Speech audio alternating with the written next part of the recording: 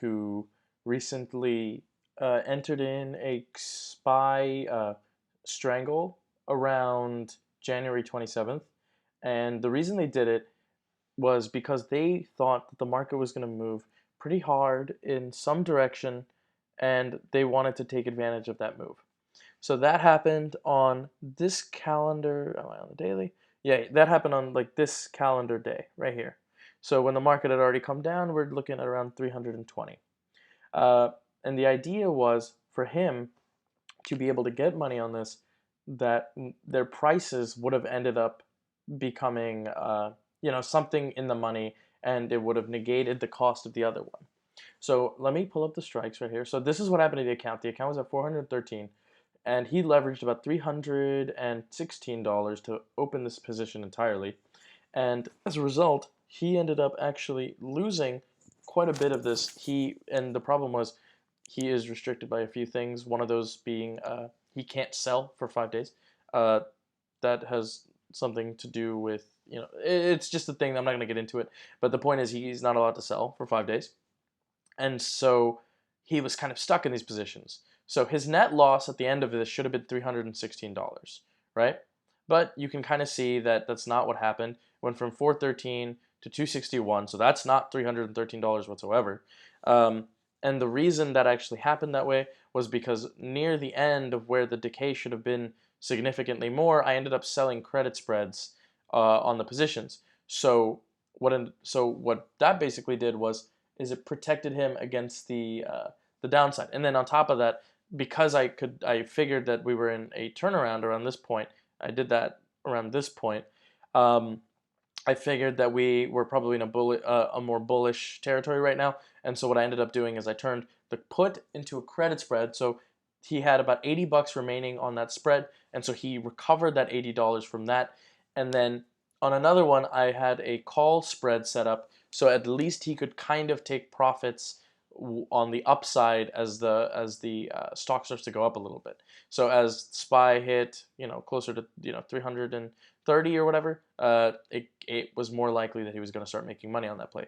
Now that was how I was able to nullify the amount of damage that that position had caused. It did cause a lot of damage that was not good. So, but he did have a question. He claimed that there might be a possibility that had he purchased an earlier or a later delaying strike, so he set it to expire on February 3rd.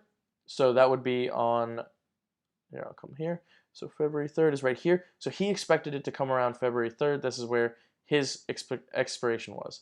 So he wanted to do it back further, another one. So for example, Friday was February 7th, so we say one extra week. So what we're going to do is we're going to look at the February, at those options, and we're going to see what would have happened had he done that. So let me go back in time, assuming on demands even lets me do this, because they might not, because sometimes they go back far, but not so far that, hold on, let me make sure this is paused so it's closed out.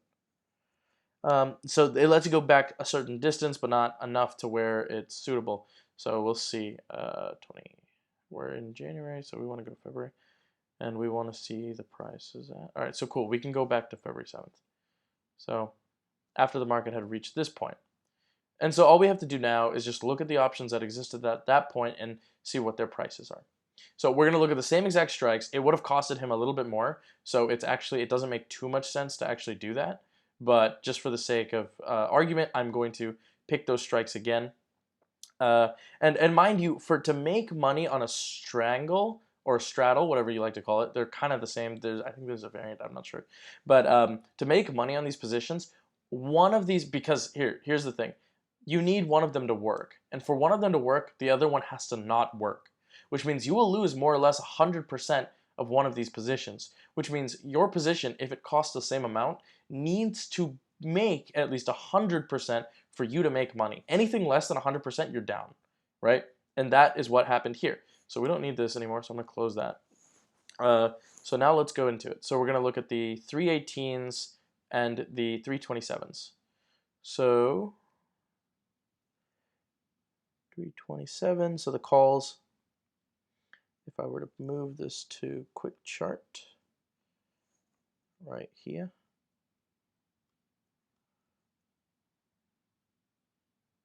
I didn't catch it yet, so let me do that again. There we are.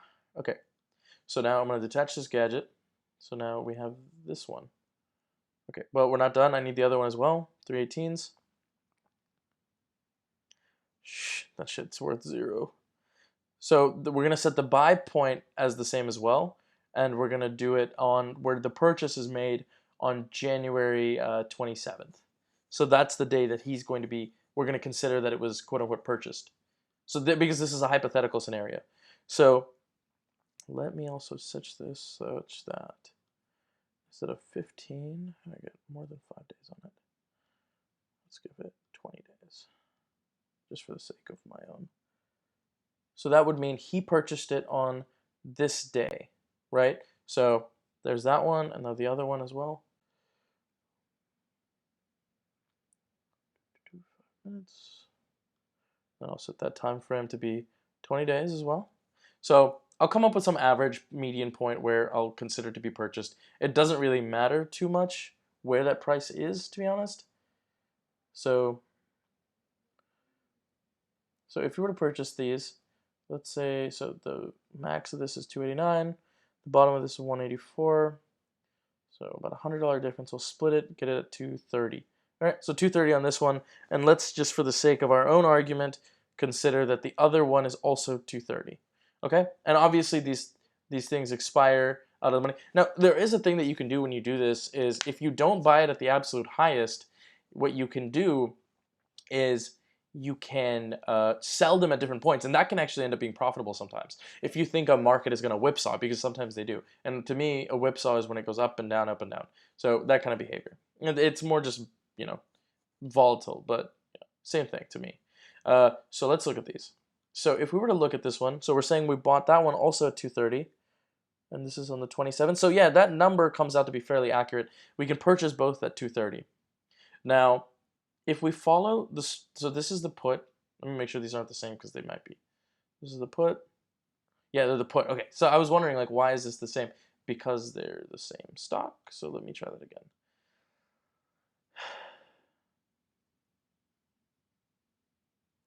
Yeah, this should be the call side, so that's right.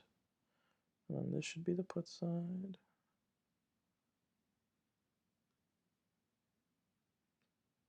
Yeah, okay, that's there. Sorry, this is being kind of weird. You can kind of tell by the closing price that actually did work, but by how much did it work? That's an important feature. So let me go back and look at it. This is the worst thing about this program, I think, is that it doesn't like pick it up. I'm surprised I didn't even notice that that was different until like midway through. Not bad. All right. So let's go back to the same date, February 27th. So that's this day. So yeah, 230 is feasible. 230 is very low though. So we'll probably have to push this closer to 250. So he paid 250 for the calls, and he paid 230 for the puts. That's you know why this is doing that? It's because these are linked. That's dumb. All right, that one's unlinked now. All right, my bad again. So this is the calls. This is the puts. All right, one more time. Let's do this. Okay. So now that's not going to happen again. I think we're safe now. We'll go back and look at it. Back to 20 days. All right. So now, all right, cool. So now we'll load back into this one, and we got 20 on the 27th. It's about 230 for this price. So the strike stays about the same, but now it costs significantly more. He couldn't even have afforded it to begin with to get an earlier strike at the same points. So it would have had to been a lot farther, which makes this even less likely. So the original position cost him 316, and I told him that a position like this would cost him almost double.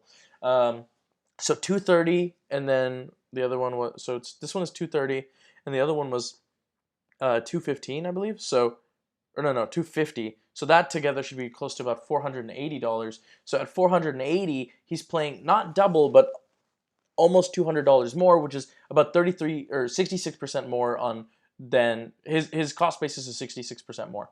Now, let's go through this process and see what happened to these calls. Let me make sure these are different because I'm nervous about it now. So, at expiration, obviously, this one fell to 0, and this one had fallen to 5. On the 27th, on the 27th, he purchased them for 248, and then you obviously saw the charts there over here.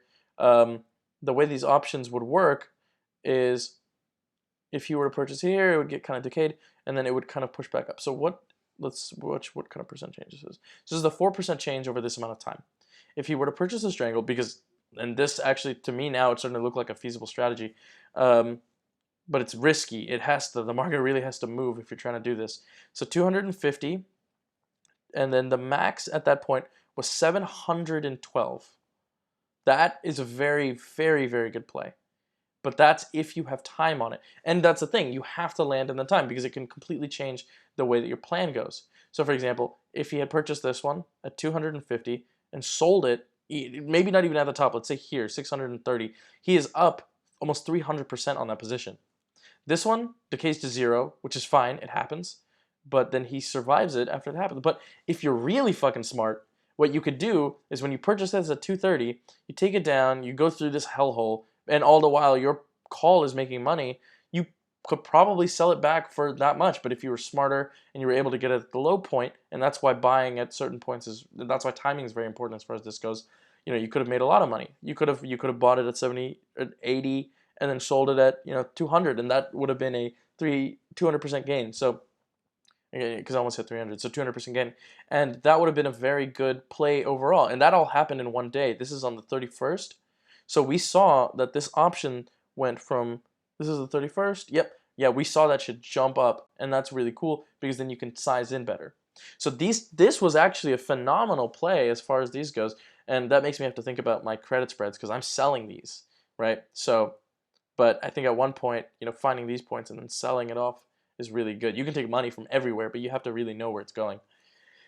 As far as this is concerned, yeah, this play would have been significantly better than doing what he had done earlier with $316. And this one would have cost him $480, which is still too expensive. You wouldn't have been able to afford it on that account.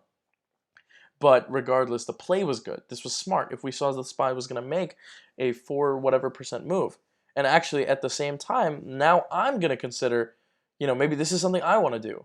Give myself 2 weeks on a position. It'll cost me a little bit of something. Figure out how far the strikes are. Maybe $200 if that's what it gives me, then that's an amazing return.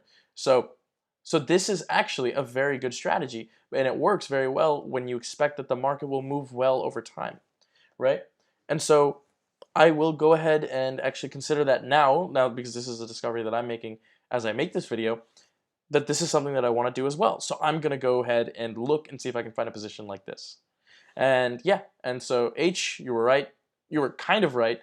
I don't know why you only got a week on it. That was dumb. But as far as all things considered, the move was good. Will it happen again? I don't know. I mean, you have to see if it consistently moves at such a way. So over the course of 10 bars, we moved 4%, and that seemed to make the money. So let's do it at this random point. So 10 bars, 2%. So that's not 3%. That's not terrible. I don't know if it's going to make you the same amount. This one made a lot more. 3%, 4%. Actually, maybe not. Let's pick another random point. Stop. All right, cool. I'm being a little bit biased. Let me just, okay. Wherever my thing is and wherever I scroll at. Okay, so right here. So let's do from here. You can't really see it, can you?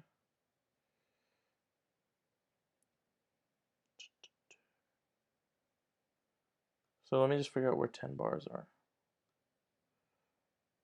All right, 10 bars there. Which means I can then take, well, that's not great, is it? Because you only make about, on this high part, you make 2%. On this low part, you end up making 1. So maybe that's where you saw buy and sell the puts repeatedly. But either way, this is an interesting position. I don't know. It's definitely gonna require a bit of finesse when you try to do it, but I like the idea of it. So we'll see. I mean, I'll see how this works out, and we'll try to make a plan accordingly.